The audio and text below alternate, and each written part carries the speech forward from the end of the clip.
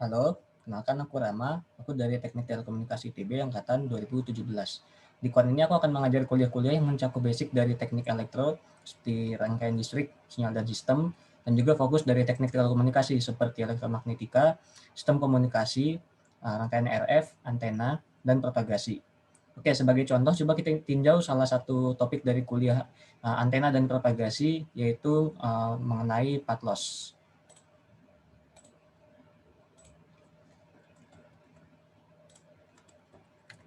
Oke, jadi mungkin kita mulai dari pendahuluan dulu. Kita punya common sense nih. Kalau misalkan kita berjalan semakin jauh dari suatu sumber sinyal radio, maka intensitas sinyal itu akan semakin mengecil.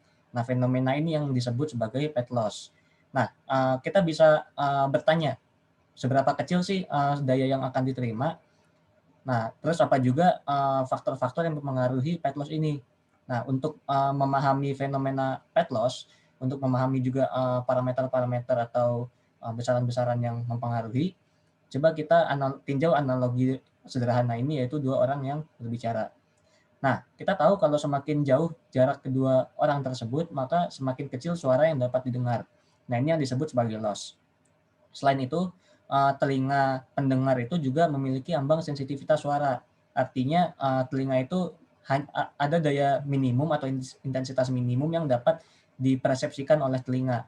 Nah, artinya kalau misalkan semakin jauh, lama-lama akan ada jarak maksimum yang di mana intensitas suara yang diterima ini akan sebesar sensitivitas telinga.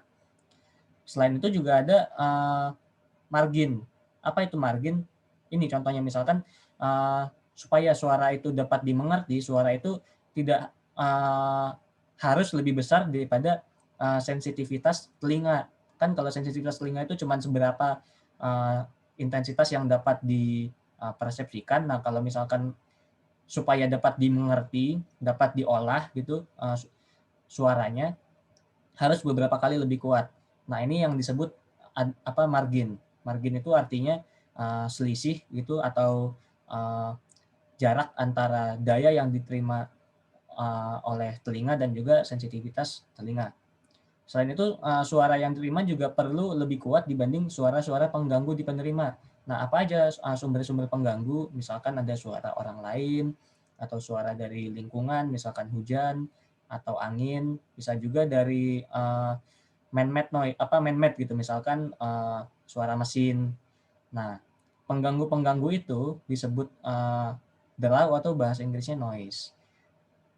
Dan juga kondisi medium perambatan suara itu juga mempengaruhi kualitas suara yang akan diterima.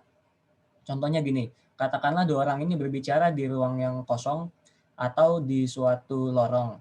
Nah, nanti kan bakalan ada gema tuh karena ada pantulan-pantulan suara. Nah, gema itu akan membuat suara itu menjadi lebih sulit untuk dimengerti. Jadi kondisi medium perambatan ini juga mempengaruhi nih seberapa baik sinyalnya itu akan diterima. Oke, cukup sekian dari aku. Jangan lupa untuk belajar bareng aku dengan cara booking session di KON melalui website KON. See you guys.